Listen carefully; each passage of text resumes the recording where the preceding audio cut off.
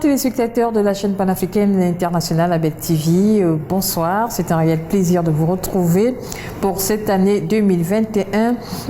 On se retrouve avec des femmes pour discuter des faits de société, des sujets d'actualité qui dominent ce monde qui connaît beaucoup de problèmes.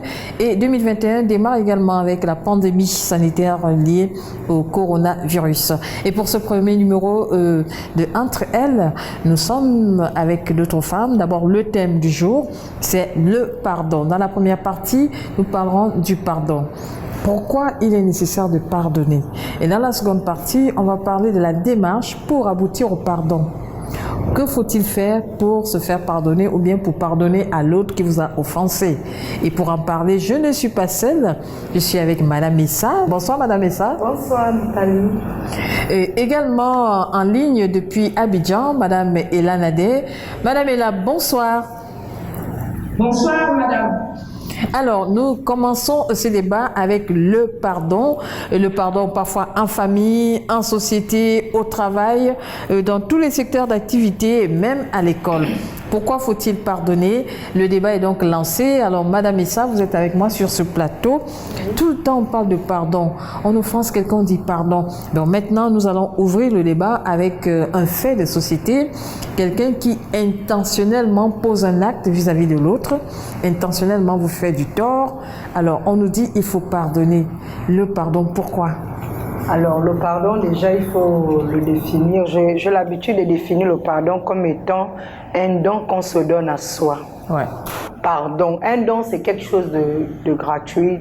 On n'a pas besoin d'efforts à faire. Ouais. Alors, pourquoi pardonner? Il faut dire que le pardon, déjà, je vais prêter quelques réflexions de Sadhguru, qui est, on va dire, un maître indien, un penseur, voilà, qui dit qu'en réalité, on ne devrait pas parler de pardon si on considère les autres dans la nature qu'ils sont. C'est-à-dire que on pardonne parce qu'on se fait une idée mauvaise de l'autre, oui, à partir de l'acte que l'autre a posé. Mais en réalité, si on tolère, on comprend les autres, on ne devrait pas pardonner. Le pardon, en fait, montre que nous avons fait une qualification de l'autre. On a pris une image dans notre esprit par rapport à l'acte posé. Voilà. Et après, ça nous demande un effort qui est celle de vivre avec la personne sans pourtant avoir de la douleur. Malgré la difficulté. Voilà, malgré la difficulté. Ouais. Donc, il est nécessaire de pardonner parce que le pardon, nous le verrons en beaucoup de vertus. Ouais. En termes de libération. Mais quand on parle de libération, on se libère à quel niveau? Est-ce que c'est un poids? Au niveau émotionnel, parce qu'il faut dire que, en réalité, parfois la personne qui, en guillemets, nous fait du mal n'est parfois pas consciente d'avoir fait du mal. Il peut arriver qu'on fasse du mal sans qu'on soit conscient. Oui, parce que ça dépend des attentes de l'individu. Oui. Pour parler pour deux individus qui vivent la même situation, oui, ils ne réagiront pas de la même façon. D'où je parle d'attente. C'est l'attente. On a un style de vie, on a une façon de voir que lorsque l'autre vient créer un déséquilibre, oui, on parle de frustration. Et cette frustration, on la vit d'abord de manière intérieure. Oui. Et parfois, l'autre n'est pas conscient de nous avoir frustrés. Et le réalise souvent par le comportement qu'on adopte après. Le comportement que l'autre partie voilà, celle qui se sent victime, voilà, la partie victime va adopter un comportement qui va faire réaliser, mais qu'à cela ne tienne, l'acteur de la frustration également peut être conscient d'avoir fait du mal.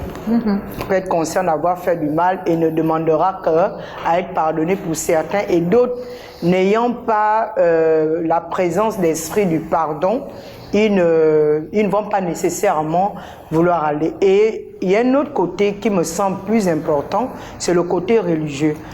Le côté religieux, l'aspect religieux. Voilà, l'aspect religieux qui nous impose même. Qui nous impose en fait le pardon comme un style de vie. Ouais. Parce que lorsque un disciple demandait à Jésus combien de fois il fallait pardonner, il donne une équation qui pour moi est un mode de vie. De la même façon qu'on respire, on devrait pardonner. Voilà, on va en parler tout au long du débat, Madame Messa. Madame Ella, vous êtes en ligne, on parle de pardon aujourd'hui. Pourquoi est-il nécessaire de pardonner? Est-ce que le pardon doit être un mode de vie, comme le dit Madame Messa? Voilà, d'abord je vais rapidement définir le pardon, que je peux définir comme le résultat de l'acte de pardonner. Pardonner un acte que quelqu'un a posé qui nous a fait du tort. Oui. Et c'est aussi la rémission d'une faute. C'est-à-dire, lorsque nous pardonnons, on ne doit plus en tirer vengeance. Voilà un peu comment moi je résume le pardon. Et dans notre jargon ivoirien ici, quand on parle de pardon, c'est laisser tomber une affaire, ne plus revenir là-dessus. Maintenant, la question que vous posez, c'est pourquoi nous devons pardonner? Nous devons pardonner parce que nous sommes en société et lorsque nous vivons ensemble, il y a toujours des frictions, il peut y avoir des problèmes. Des problèmes peuvent survenir. Et le pardon vient là pour pouvoir apporter la réconciliation, pour pouvoir apporter le règlement de ces conflits-là. Alors, pardonner, c'est un pouvoir qui nous est conféré, je pense. Parce que le plus souvent, celui qui nous a causé du tort, c'est-à-dire que c'était comme s'il attendait à ce que nous le libérons. Parce que quand il reconnaît son tort et qu'il nous approche, il attend que nous le libérons de cette charge ou bien de ce fardeau-là qu'il porte. Alors, c'est un pouvoir qui nous est conféré et je pense qu'on doit être capable de libérer la personne parce que non seulement nous le libérons, mais nous libérons aussi. Pardonner, c'est se libérer aussi soi-même. Éviter les murmures, éviter de ruminer ce qui s'est passé depuis. Et donc, je me dis que pour notre propre paix, pour notre propre épanouissement, nous devons pardonner.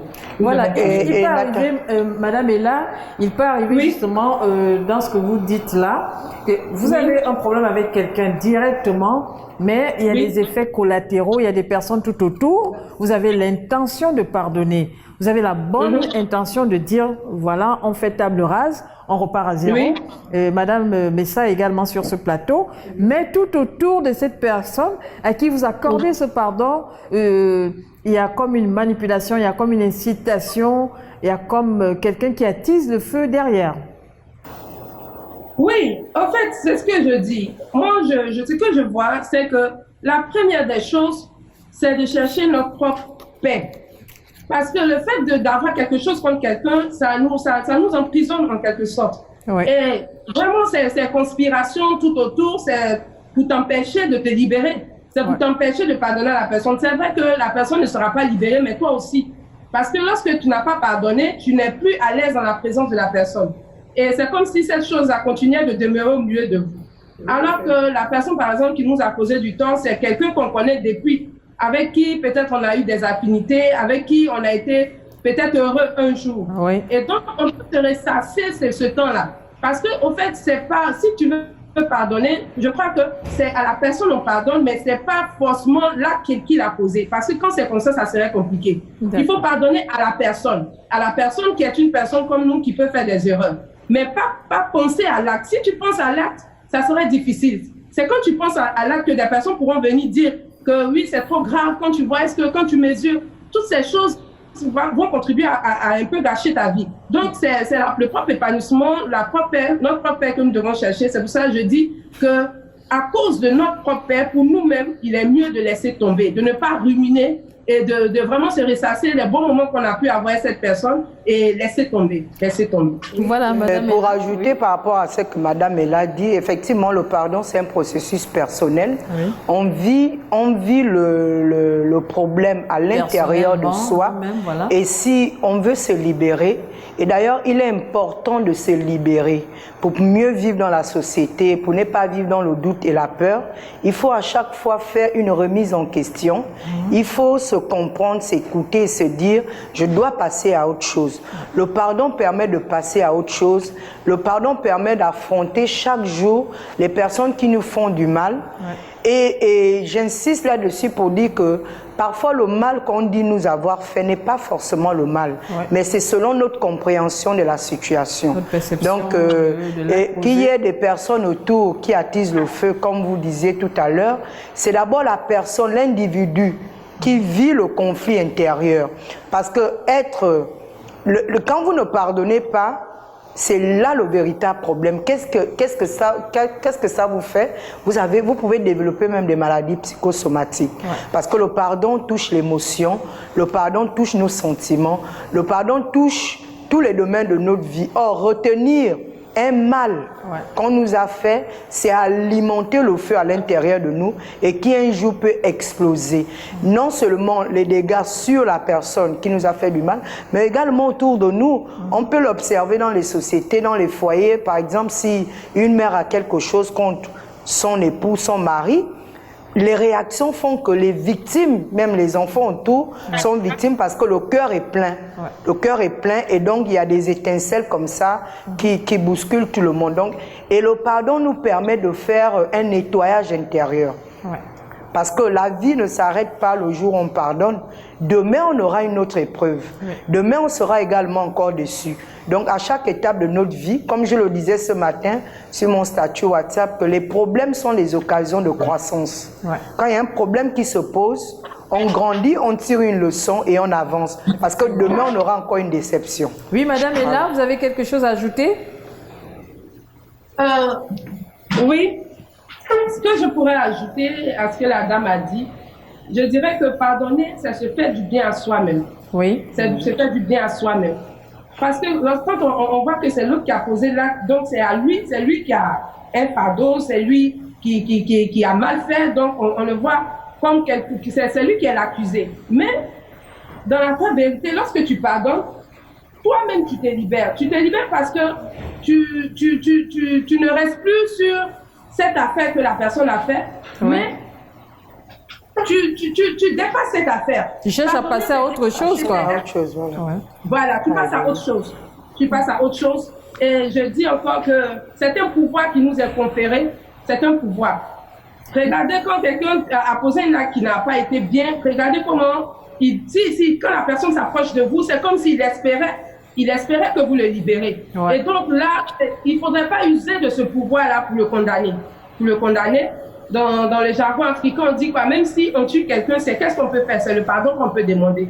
Quel que soit l'acte qui a été posé, vrai qu'on peut en souffrir, ça peut nous faire mal, mais nous devons dépasser ces choses. C'est pour ça que j'ai donné des petites solutions.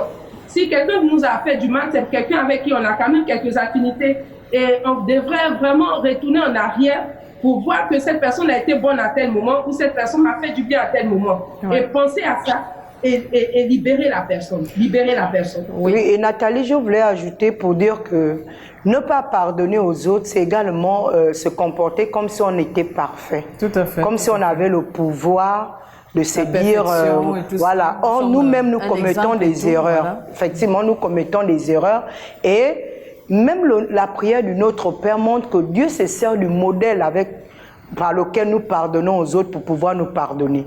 Il dit, pardonne-nous nos offenses comme nous pardonnons. C'est-à-dire que c'est nous, en fait, qui sommes le modèle pour que Dieu également, qui est souverain, nous pardonne. Ne pas pardonner, c'est vraiment se mettre à la place de Dieu, j'ai envie de dire, dans la vie des autres. Mais également, sachons demander pardon. Parce qu'on ne donne que quand on nous demande.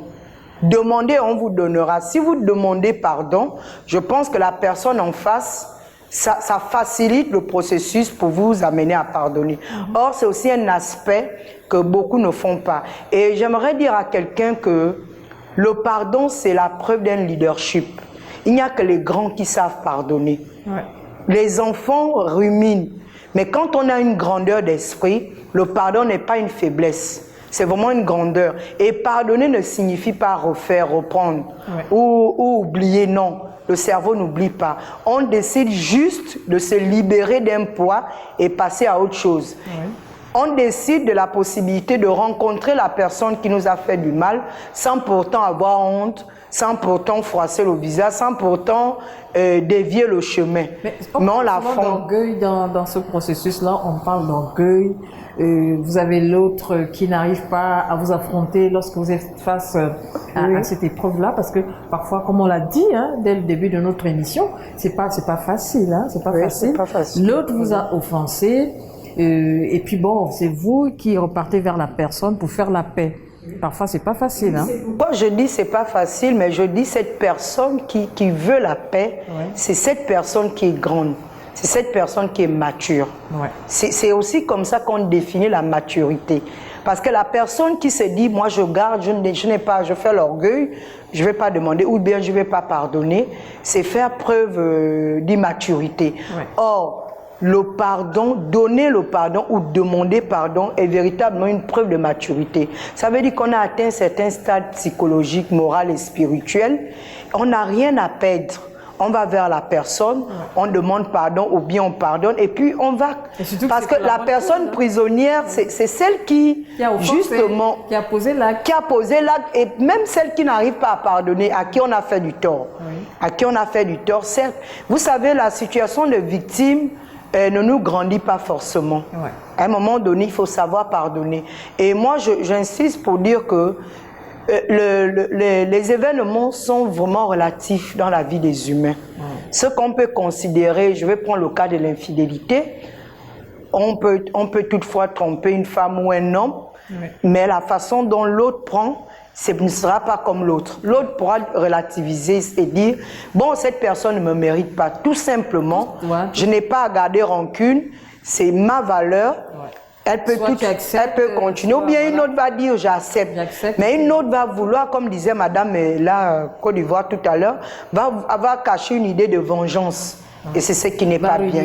On a des personnes à qui on a fait du mal, mais qui vivent pour s'attendre à voir les personnes qui leur ont fait du mal souffrir. Oui, qui souhaitent même. Qui souhaitent le mal. Qui prient pour que ces personnes-là... voilà, pour des difficultés. Pour, soi-disant, trouver une certaine paix. Oui, Madame est là.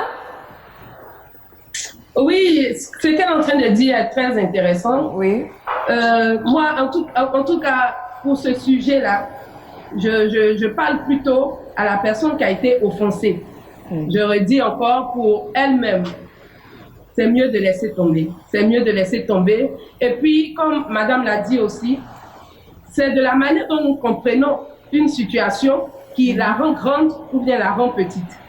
C'est pour ça que je dis qu'il faudrait qu'on puisse réellement relativiser. Oui. C'est-à-dire que quelqu'un a posé un acte. On peut aller vers cette personne parce qu'il y a ça aussi. Il y a des personnes qui ne te disent rien. Tu ne sais même pas que tu as mal fait, mais lui, dans son cœur, il rumine. Il est là, il médite, il pense à ça. Mais quand tu prends le courage d'aller dire à la personne, voilà, ce que tu as fait, ça ne m'a pas plu. Alors là, je pense que la personne maintenant, qui est informée de ce qu'il a posé comme acte qui ne t'a pas plu, peut maintenant venir te dire pardon, te reconnaître son tort et te demander pardon. Mais il ne faudrait pas surtout se faire du mal à soi-même. C'est-à-dire qu'il y a des actes qu'on nous a posés que nous pouvons nous-mêmes grossir pour nous faire du mal. Voilà, effectivement. Comme ça, je dis que faisons l'effort de rendre petit. De rendre petit ce qui nous a blessés. Voilà. Pour ne pas en souffrir gravement. Parce que en fait, ce que nous disons dans notre pensée, c'est ce qui nous pourrit la vie. Voilà. Quelqu'un t'a posé un acte, toi, c'est-à-dire que tu l'aggraves. Tu commences à penser même ce qu'il ne pense pas pour te faire du mal. Pour vraiment garder quelque chose de très fort, pour justifier ta colère, pour expliquer ce que tu ressens. Ça serait te faire du mal à toi-même. Il serait mieux de rendre petit ce qui a été posé comme acte, de chercher à comprendre, de penser à ce que nous avons pu vivre avant, et puis de laisser tomber pour nous-mêmes nos vies. Merci beaucoup, merci beaucoup. On poursuit notre débat et nous allons voir la réaction de quelques Dakarois que nous avons rencontrés par le canal de notre antenne de Dakar. Et on regarde tout de suite et puis on se retrouve juste derrière.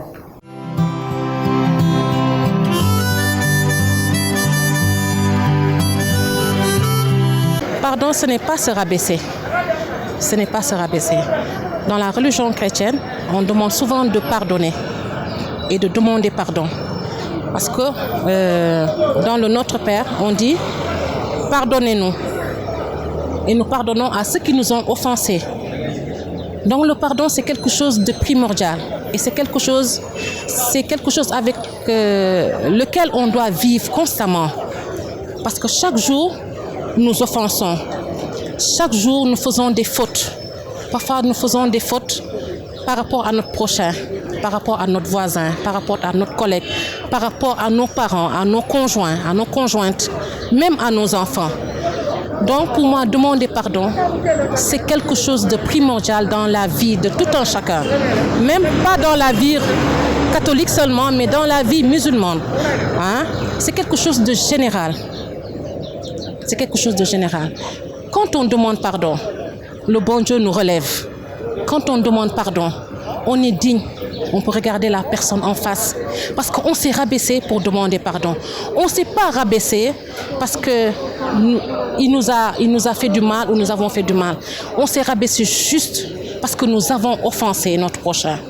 Pour moi, c'est ça. Le pardon, ça doit être dans notre vie. On doit le vivre au quotidien.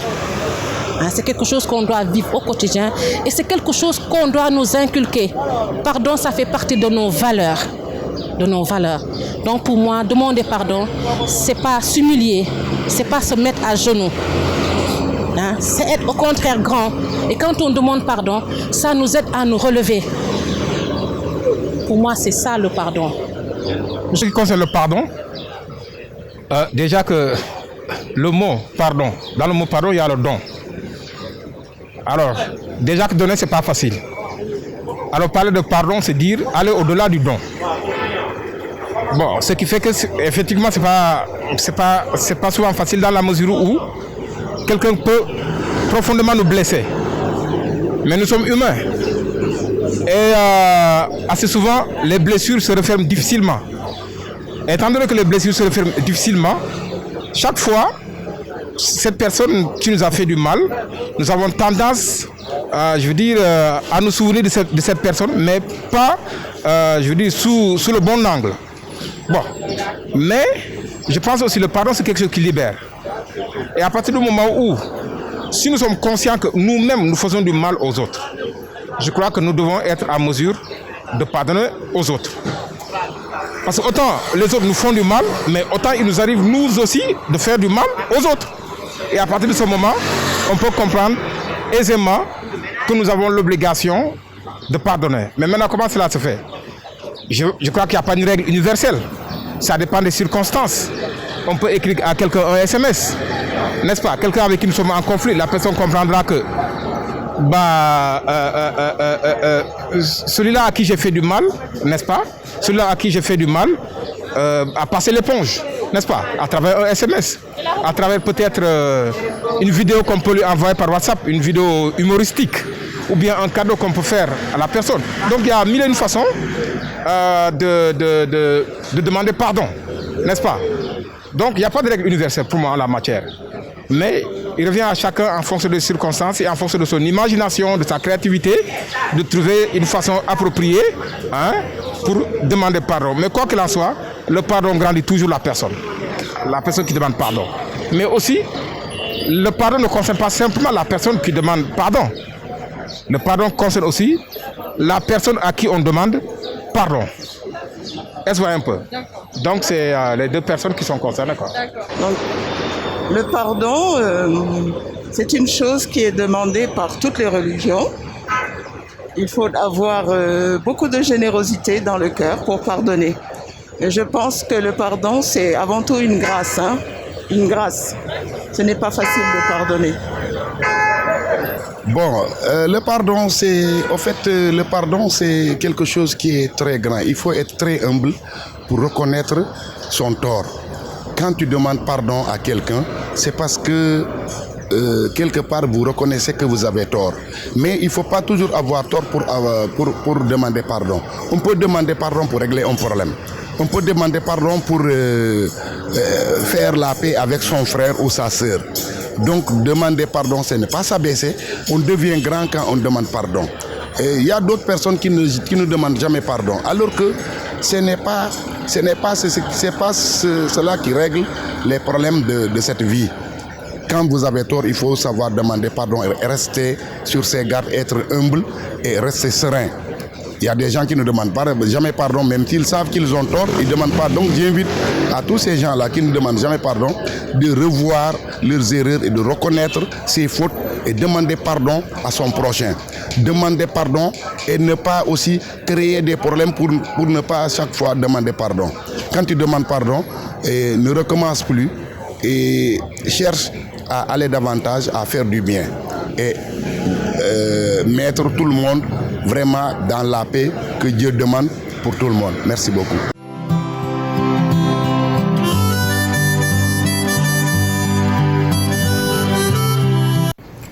Voilà, Madame Essa, Madame est là depuis Abidjan. Vous avez écouté ce micro-trottoir réalisé par notre antenne de Dakar. Alors, il y a plusieurs mots qui sont ressortis dans ce micro-trottoir. Le pardon, ce n'est pas le fait de se rabaisser, c'est primordial. Chaque jour, nous devons cultiver. Ça devrait être une valeur pour tout humain. Alors, Madame est là, vous êtes à Abidjan.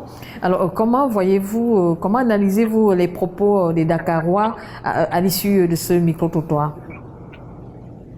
Je dirais qu'ils ont parlé avec beaucoup de sagesse. J'ai vraiment apprécié leur intervention. Ils ont parfaitement dit la vérité. La religion nous le recommande, le pardon. Et le pardon, comme ils ont dit, ça grandit. Ça grandit. Des fois, la personne en face n'est même pas, il ne peut pas s'imaginer que vous puissiez laisser tomber une affaire. Et quand vous le faites, ça vous rend grand. Ça vous rend grand.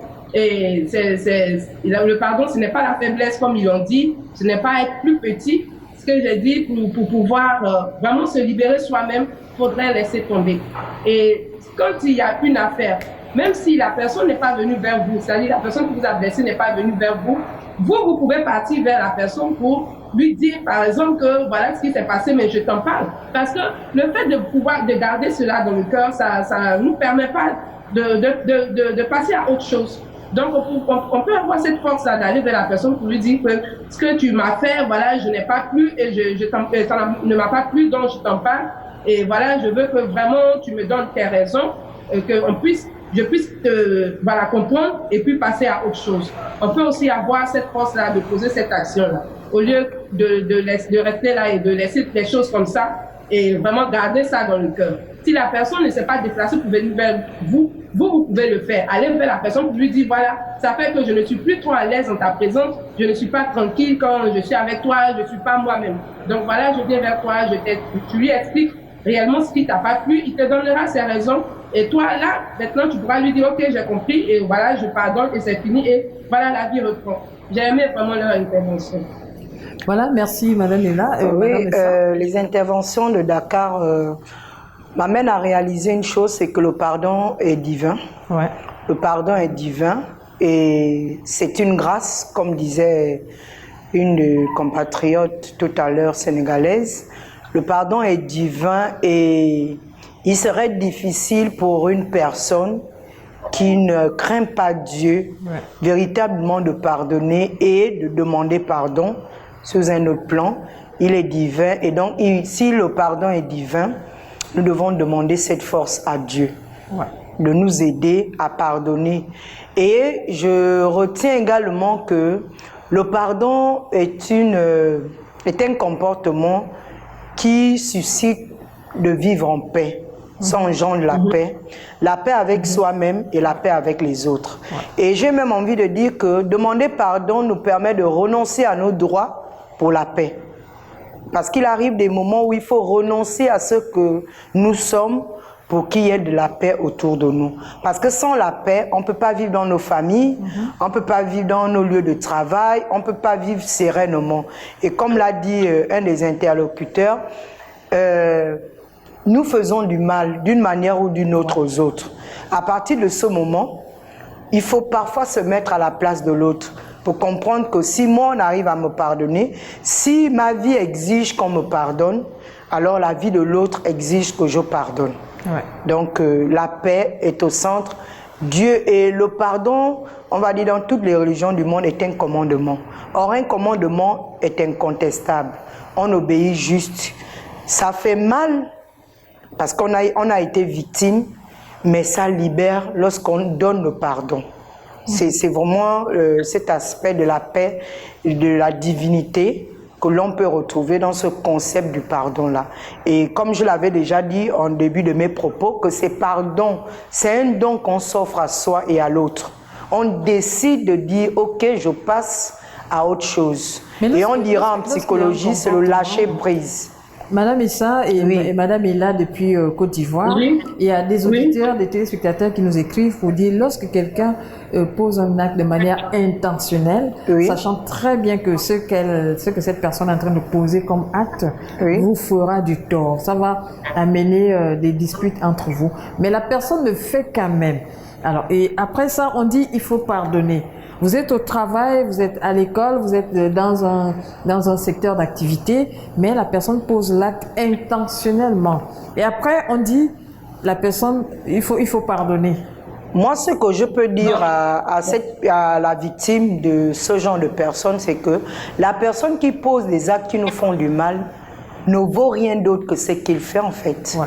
Faut pas se dénaturer parce que la modification que le comportement des autres nous apporte, c'est en quelque sorte se dénaturer pour ceux qui n'en valent pas la peine. Tout à fait. Vraiment, restons soi. En fait, ça ne vaut pas la peine. Voilà, ça ne vaut d'accorder pas de la valeur, peine quoi. d'accorder de la valeur aux mauvaises personnes, Voilà. en guillemets, à celles qui s'arrangent à vous détruire. Parce que Volontairement. l'objectif, souvent, Ouais. c'est de vous détruire oui. moralement et après, une fois votre comportement. Et remarquez bien, en général, la personne qui fait du mal, comme vous l'expliquez, voudrait que vous ressembliez, Ouais. pour que vous puissiez devenir mauvaise. Si vous avez l'habitude d'aider et que les gens étaient ingrates avec vous plusieurs fois, ils voudront qu'on ne vous donne pas parce qu'il y a des principes dans la vie dont on a besoin. Comme être libéral, donner, être là pour les autres. Or, quand on nous blesse, on a tendance à se dire non, je ne suis plus Je ne là fais pour les plus autres. ça, voilà. Et là, on vient modifier notre Un nature comportement divine, qu'on avait déjà. notre comportement qui est bien, qui est noble. Donc moi, j'ai envie de dire, les personnes qui font du mal aux autres, intentionnellement ou pas, ne valent pas mieux que ce qu'ils font. En fait, ils ne sont que le reflet de leurs actions. À nous de ne pas modifier notre vraie valeur Ne pas pour ce tomber genre de là-dedans, personnes. ne pas Voilà, tomber ne pas là-dedans. tomber là-dedans. Voilà. Madame est là. Allons parler de ces Oui. personnes qui intentionnellement, volontairement, vous causent du tort. Elles savent bien que bon, ben, c'est ce qu'elles sont en train de faire, ça va vous causer du tort, ça va amener un petit litige avec vous. Ça peut être au travail, ça peut être à la maison, ça peut être même dans le couple. L'objectif étant de vouloir vous nuire, de vouloir vous détruire. Et après, ces personnes-là parlent de pardon. Comment gérer ça? C'est compliqué parfois, hein? Oui, voilà. Ce que nous disons, c'est vraiment quelqu'un de très fort, quelqu'un de très grand, d'une grande maturité qui peut procéder comme ce que nous disons. Là, nous parlons de pardonner, de ne pas être faible, c'est être grand. Ouais. Là, il faut quelqu'un de vraiment mature. Il faudrait quelqu'un qui prend sur lui. Parce que lorsqu'on pardonne, on prend sur soi. Voilà, je veux dire que le pardon, on le dit, hein, c'est divin. C'est divin. Quand quelque chose est divin, cela veut dire que pour des êtres humains, c'est pas facile. Oui. Nous parlons de tout ce que nous avons dit tout cela, mais en même temps, il faudrait qu'on fasse attention à nos actes. Parce que je ne vois pas quelqu'un aller confier son argent à un voleur. C'est difficile.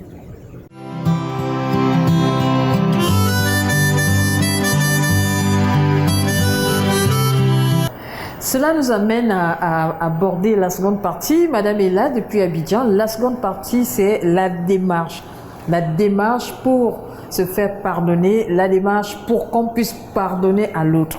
Parce qu'il y a des obstacles, Madame Issa, Oui. il y a parfois le refus, il y a parfois la personne en face qui veut même plus vous sentir, Oui. parce que bon, mais la douleur a été tellement intense, la douleur a été forte. En ce moment-là, on nous dit il faut du temps. Oui. Il faut du temps pour que la colère s'apaise, pour que la colère passe et tout ça. Et puis, vous êtes obligé de refaire la démarche. Il arrive aussi, et lorsqu'on essaie de refaire cette démarche-là pour aller vers l'autre qu'on a offensé ou bien qui vous a offensé, et que cette personne-là ne veuille plus soit accepter de discuter avec vous, la communication est coupée. Or, votre conscience vous rappelle qu'il faut nécessairement asseoir et aplanir les choses. Madame, et là, on va commencer par vous, dans cette seconde partie. Comment il faut faire en termes de démarche, le processus pour pardonner lorsqu'on a face à nous des obstacles, des personnes qui ne veulent pas communiquer? Oui, là, c'est un peu compliqué. Donc là, je vais commencer par dire que ces bonnes vertus que nous devons manifester en principe ne sont pas des choses qui sont données. C'est pas facile. Alors, en société, on devrait vraiment faire attention à ne pas blesser seulement les autres. Parce que lorsqu'on explique un peu, quand on dit que le pardon est divin, mais c'est ce que Dieu nous recommande. C'est-à-dire qu'on devrait être capable de renoncer. C'est-à-dire, dès qu'on dit qu'on a pardonné, on renoue les relations avec la personne sans état d'âme. On va prendre Madame est là, on va prendre le contexte de la famille, par exemple. Deux sœurs qui ne se parlent pas depuis des mois, des années, ou encore deux frères, ou encore des enfants issus des mêmes parents, deux sœurs qui sont en principe aussi des frères, comme on est dans le contexte africain. Vous avez des familles comme ça qui sont divisées depuis des années. Des familles qui ne se parlent pas à cause des petites choses parfois éphémères. Alors, vous dites, nous disons aujourd'hui sur ce plateau, nous devons tout faire pour revoir notre manière de vivre, pour se pardonner. Vous voyez ces cousines-là, ces cousins-là, c'est le même sang. Mais ils se passent, ils ne se disent pas bonjour. Comment on fait avec ce blocage-là? Ok, il faudrait que le problème soit réglé. Parce qu'on ne peut pas pardonner comme ça dans le vide. Il faudrait que, par exemple, s'il y a vraiment un mur, il y a vraiment un blocage, on devrait peut-être aller voir quelqu'un, se confier. Et même si c'est nous qui avons tort, lui dire la vérité. Parce que il faudrait que le problème qui fait qu'il y a cette situation-là soit mis au grand jour. Même si c'est quelque chose de honteux, si c'est quelque chose de très grave, il faudrait que ça puisse être révélé. C'est le problème qui a créé les histoires. Donc, à partir du le problème est révélé maintenant, je dirais que si c'est quelque chose qui n'a pas trop pris de temps, c'est-à-dire que peut-être ça s'est passé, ça fait peut-être une semaine, je préconise, si l'affaire est grave, de laisser un peu de temps. Parce que lorsqu'une histoire vient de se passer, on la rumine, c'est humain. Oui, c'est humain. On commence à réfléchir à ça, on peut prendre même des résolutions internes. En Afrique, on dit qu'à la nuit porte conseil, laisser les personnes se penser à autre chose, passer à autre chose. Et là, quand on le convoque pour cette affaire, il pourra au moins, je vais dire, sa douleur aura au moins un peu diminué. Et il pourra peut-être en parler maintenant. C'est-à-dire que lorsque l'affaire est vraiment grave, laissons un peu de temps aux personnes qui ont été blessées. Laissons-leur du temps de passer à autre chose d'abord. Et après, on peut aller contacter des personnes âgées, leur expliquer, même si ce qu'on a fait est vraiment grave et honteux, comme j'ai dit. Et puis maintenant, on va entamer le processus de la rencontre. Les rencontrer. Ce sont des personnes, si une affaire a vraiment un peu duré, je pense que la même douleur, la douleur qu'on avait aussi forte qu'on avait au début ne peut plus être la même après des mois ou bien après un mois. Donc on les laisse le temps. Ils pourront penser même qu'on s'en fiche, non? Mais on les laisse le temps. Et quand ils auront vraiment fait beaucoup d'autres choses, je crois que la douleur quand même peut s'apaiser un peu. Ils pourront au moins quand même en parler et voir des vieilles personnes. Et on se réunit et puis on en parle et on reconnaît son tort, on demande pardon. Et lorsqu'on va le faire publiquement devant des témoins, je pense qu'on aura fait notre part. Si ces personnes encore continuent de rester dans leur même décision pour dire non, nous, il n'y a rien, cette affaire, on ne va pas laisser, là, on aura fait notre part, je pense qu'on pourra partir libéré. Alors, Madame Essa, par rapport à... Si je prends le cas de la famille, le contexte familial, il faut dire que c'est légion. C'est vraiment légion. Dans nos familles africaines. Oui, et moi, quand j'observe, constat fait, c'est l'ego. L'ego parle plus que la partie émotionnelle, la partie divine. Il faut que nous puissions revoir nos égos. Les problèmes de famille, c'est un problème d'ego dans nos familles. C'est vraiment tel veut avoir raison, tel a mal agi. Et pour remédier à cela, vrai c'est difficile, mais je pense que on a des âmes, on a l'âme de la prière. Il faut vraiment prier. Le danger du temps est que ça peut accoucher une haine perpétuelle, tout comme ça peut ramener les cœurs. C'est vraiment un danger au niveau du temps, parce que le temps aussi peut faire prendre les gens des décisions où chacun vit chez soi, ne peut plus rien faire. Donc moi, je préfère vraiment souvent recommander beaucoup de prières, surtout pour les personnes qui prie dans les familles, de vraiment porter la famille, parce que les familles se détruisent, il y a l'ego. Les familles se déchirent beaucoup. Les familles se déchirent, la jalousie, il y a beaucoup d'aspects qui viennent entourer, voilà, qui viennent entourer le problème qui a été posé. Et moi, en ce qui concerne le temps, c'est vraiment avec beaucoup de prudence. Ne pas trop laisser le temps. Et la remédiation, comme Madame Ella l'a dit, est importante. S'asseoir et communiquer. Se dire des choses, même si cela doit se faire mal. En général, les familles, si je prends le cas de la famille nucléaire, les familles internes, sans trop élargir, réussissent parce qu'il y a ce côté communication. Ouais. La communication permet aux autres de s'entendre, de s'écouter, de se comprendre, en vue de ne pas se faire des images qui ne sont pas vraies. Ouais. Parce qu'il y a ce problème. Les problèmes durent dans le temps aussi parce que on s'est fait une idée de l'autre qui n'est pas forcément vrai. Donc il y a l'ego qu'il faut vraiment travailler. Et l'ego nous amène à quoi? À être humble, à demander pardon et à pardonner facilement, à comprendre que voilà, et on pardonne. Ouais. Il y a la prière également, qui est une arme qui est capable d'alléger les cœurs dans le temps qu'on se donne. On vient de décevoir une personne. On veut lui donner du temps, mais on ne lui donne pas du temps pour donner. On reste dans la prière pour que le jour où le Seigneur permet, il y ait des choses qui se fassent au point où nous-mêmes on se demande « Waouh, mais comment on a fait pour ne plus s'adresser la parole ?» Donc c'est vraiment ces âmes-là. Mais on reste vraiment dans l'optique où on est humain. Il est difficile de passer à autre chose quand on a été véritablement déçu. Mais avec Dieu, on fait l'impossible. On aime l'amour. On a oublié de souligner cet aspect ici. Ouais. Le noyau du pardon, c'est l'amour. Ouais. L'amour de soi et de l'autre. Quand on aime, quand on a de la compassion, on parvient petit à petit à laisser certaines choses, à lâcher prise pour une meilleure vie. Voilà. Alors, on va continuer avec les blocages. On a dit tout à l'heure, dans le contexte familial, il faut laisser du temps.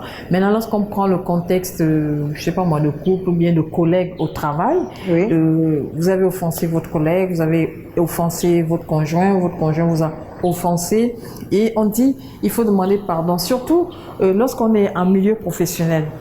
Est-ce que c'est facile, puisque vous partagez des journées entières de 8h du matin à 18h parfois, vous êtes ensemble et vous avez des gens comme ça au niveau du travail qui ne se parlent pas, qui ne se disent pas bonjour, et pourtant vous travaillez dans la même administration. Bon, pour moi, c'est dans le milieu professionnel, c'est dramatique. C'est dramatique parce que en fait, vous revenez d'une famille, vous avez déjà vos problèmes. Quand vous arrivez au travail, en réalité, ça devrait être convivial parce que on n'est pas, en tant que collègue, on n'est pas obligé d'être amis. On n'est pas obligé d'être amis. On doit travailler dans un environnement qui nous permet de faire avancer l'activité.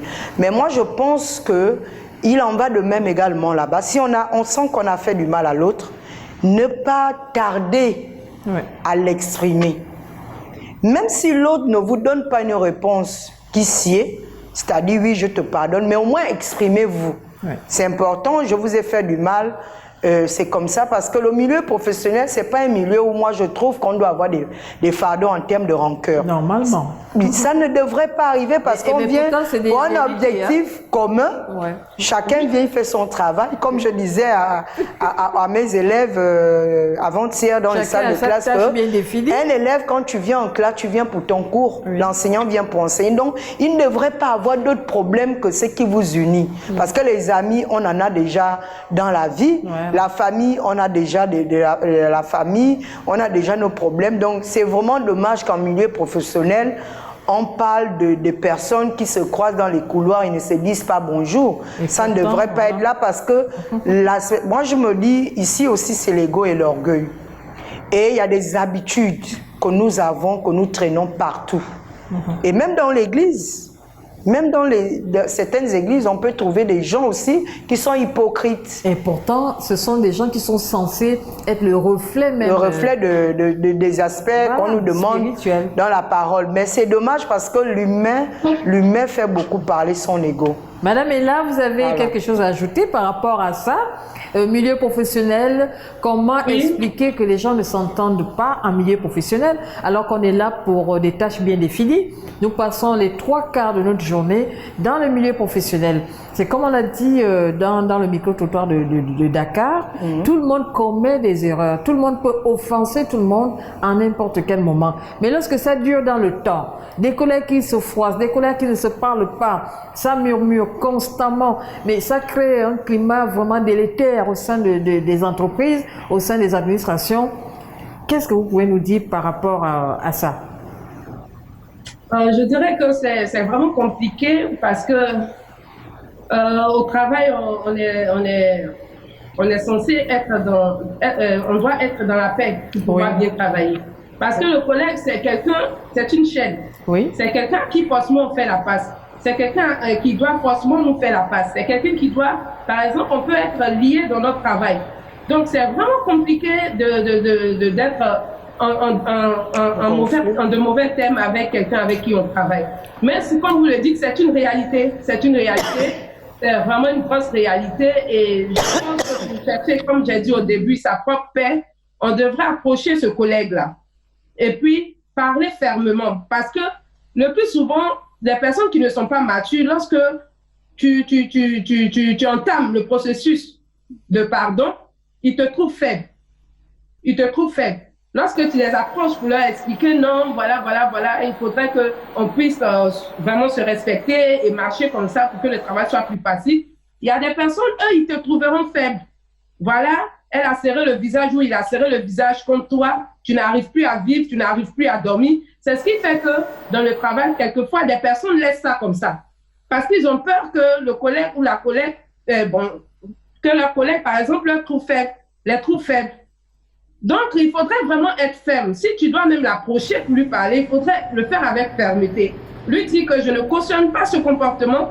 Ce n'est pas un comportement qui peut faciliter le travail que nous avons. C'est vrai que nous sommes pas parents. Ici, nous sommes au travail et on pourrait même peut-être avoir cette bonne attitude pendant le travail. Après, chacun rentre chez soi. On n'a plus rien à faire ensemble après. Mais Madame Ella, vous avez par exemple des collègues qui n'acceptent pas des remarques, des collègues qui n'acceptent pas qu'on les recadre, des collègues qui n'acceptent même pas qu'on essaie d'améliorer peut-être le travail que vous faites en commun. Et ça complique, et puis bon, ben, ça rend le climat, voilà, c'est compliqué. Ou bien, ou bien il faudrait peut-être par exemple laisser le cadre du travail, voir par exemple le week-end si tu peux l'inviter quelque part, passe chez toi, dans un restaurant et quelque part, et puis prendre le temps de lui parler. Mais je voudrais dire que dans le processus d'aller vers l'autre, il faudrait le faire avec une certaine fermeté. Ne va pas comme quelqu'un, parce que si quelqu'un, lui, n'a pas la maturité, il ne va même plus te considérer. Peut-être qu'il va rester dans cette histoire de ne pas te parler et il va savoir que toi, tu fais toujours pitié, tu viens vers lui pour demander pardon. Donc, lui, il s'en fout, il garde ce comportement. C'est pour ça que je dis qu'il faudrait le rencontrer peut-être ailleurs. Mais parler avec fermeté pour lui dire que je viens vers toi parce que je suis grand, pas parce que je suis faible. Je viens vers toi parce que je veux que le travail que nous faisons avance, pas parce que je suis faible. Voilà. Lui expliquer ces choses-là que je veux qu'au travail seulement, qu'on puisse travailler dans la paix.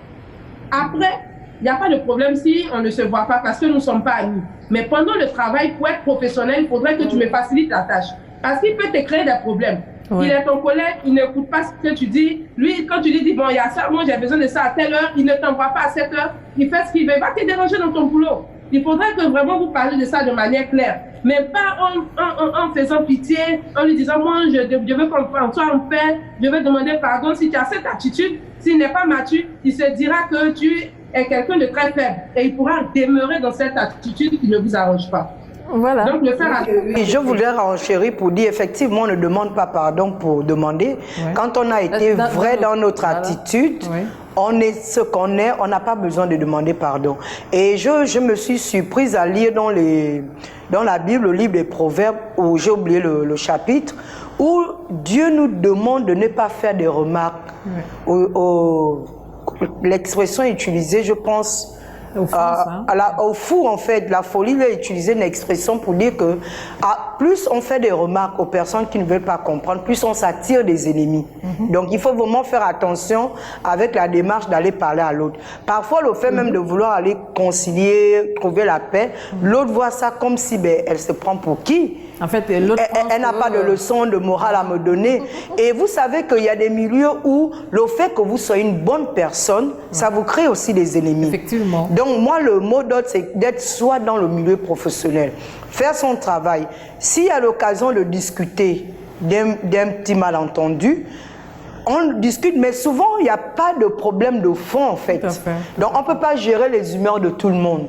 Parfois, rien que votre tête, le fait de bien faire votre travail, peut bouleverser. Mais là, à ce moment, il n'y a pas matière à demander pardon. Vous continuez votre travail et puis si la personne s'en rend compte ou bien demande l'affectation, une mutation, tant mieux. Mais vous êtes vous-même. Parce que beaucoup de gens veulent modifier très vite leur comportement en fonction des autres. Mais les autres te demanderont toujours. C'est ça le problème, l'humain n'est jamais satisfait. Donc attention à ce que nous valons, et c'est cette valeur qui doit primer au détriment des humeurs des uns et des autres. Et dans tout ça, il y a notre éducation à la maison qui rejaillit parfois dans notre milieu professionnel, lorsqu'on a une bonne éducation. Et il y a des personnes vraiment compliquées et difficiles. Moi, j'ai appris à ne pas juger, je préfère comprendre les autres et ça me permet d'être en paix avec les gens. Parce qu'à partir du moment où on comprend que même l'injure que l'autre vous a balancé, on essaie de comprendre la personne que c'est ce mot qui était à sa portée, ben on arrive à bien vivre avec les autres aussi. Voilà, on va faire un dernier tour. Madame est là, on commence par vous depuis Abidjan, là-bas. On va dire au revoir à nos téléspectateurs. Et notre thème aujourd'hui, c'était le pardon. Pourquoi pardonner et à quel moment il faut pardonner et surtout le processus, la démarche. Madame est là, on va dire au revoir à nos téléspectateurs. Ok, pour finir, je dirais que je veux revenir rapidement sur un sujet que Madame a fait sortir.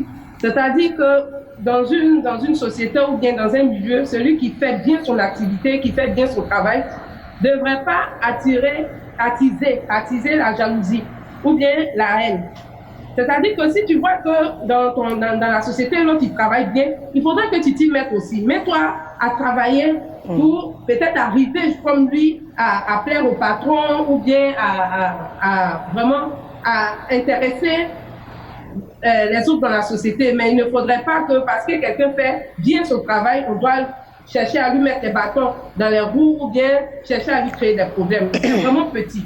Le faire, c'est vraiment petit. Il faudrait, si tu vois que l'autre travaille bien, te mettre aussi au travail, faire des nuits blanches, étudier, voir comment il fait, et puis aussi arriver à ce même niveau-là. Rapidement, je dirais aussi que, comme je l'ai déjà dit tantôt, nous sommes humains. On dit que le pardon est divin. Faisons vraiment attention aux actes. Quelqu'un peut te dire dans la bouche qu'il a pardonné, mais il t'a à l'œil. C'est pour ça que je dis qu'en tant que mature ou grande personne, il faudrait faire attention. Quand nous marchons avec quelqu'un, on peut quand même connaître un peu la personne parce que c'est un ami ou bien un mari ou bien un fiancé qui peut nous blesser ou bien un collègue. Donc quand tu connais un peu quelqu'un, faire en sorte de ne pas faire ce qu'il n'aime pas.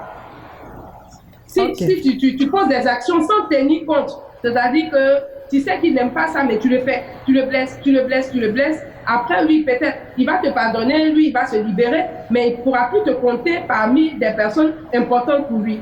Toi, tu pourras penser peut-être que vous êtes toujours amis, mais dans son esprit, il ne pourra plus rien te confier. Donc, faisons attention. Oui, pardon, oui, mais faisons attention aux actes que nous posons. Voilà. Merci à vous, Madame Ella, et on vous dit au revoir et à très bientôt pour un autre thème d'actualité. Au revoir. Ok. Au revoir, Madame. Madame Issa, on va se dire au revoir. Oui, ok. Bon, c'est quoi le pardon? Pour moi, le pardon, c'est un cadeau qu'on se fait à soi et à l'autre de dire je t'ai offensé ou tu m'as offensé, mais j'accepte de vivre avec toi pour l'harmonie de la société, de la famille, du foyer et de l'environnement de travail. C'est vraiment décider de passer à autre chose pour avancer. Quand est-ce qu'on doit pardonner? À tout moment, selon que l'esprit nous dispose. Si nous voulons voir les autres heureux, si nous avons le fardeau des autres, sachons pardonner. Et sachons également demander pardon. C'est important. Et comme l'a dit Madame Ella, en Côte d'Ivoire, faisons les efforts d'éviter certaines frustrations, parfois inutiles. Quand on le peut, maîtrisons-nous pour ne pas blesser les autres, pour ne pas les frustrer. Comment pardonner? Commençons par tuer notre ego, l'orgueil. Le pardon est un signe de grandeur et de maturité. Il n'y a que les grands qui pardonnent. À partir du moment où tu te sens encore dans l'obligation de garder certaines choses, non seulement tu te détruis, mais tu détruis l'autre. Donc, si tu veux grandir, si tu vas vers la maturité, sache t'humilier en pardonnant et en demandant pardon. Et on l'a dit, on ne cessera jamais de le dire, c'est un commandement divin. Et s'il est divin, ça veut dire que la force de pardonner nous viendra toujours de Dieu. Apprenons à prier pour les familles. Apprenons à ne pas être les personnes qui attisent le feu, qui ajoutent les problèmes là où il y en a déjà. Soyons toujours dans le secret, dans la prière, pour nos foyers, notre bureau, nos collègues et les familles. Chaque fois que nous constatons un problème, c'est un sujet de prière. Sur ce, je vous dis merci et je parle à quelqu'un de savoir évoluer, passer à autre chose et pardonner. Ça ne nous coûte rien. Voilà, nous sommes donc au terme de cette émission. Comme la Bible le dit, Madame est là depuis Abidjan. Et puis Madame Issa, la Bible nous le dit, hein, il y a plus de bonheur à donner qu'à recevoir. Cela dit, le pardon, comme on l'a dit, ça devrait être une valeur, surtout pour nous les femmes. Oui. Parce que la femme, nous avons ce rôle, nous avons cette mission, nous avons cette noble mission d'être le socle de la société. Oui. Alors si cette femme-là n'a pas ce caractère, cette valeur chère qu'est le pardon, où va la société? C'est ainsi qu'on referme dans notre émission Entre elles. On va se retrouver très prochainement pour un autre numéro.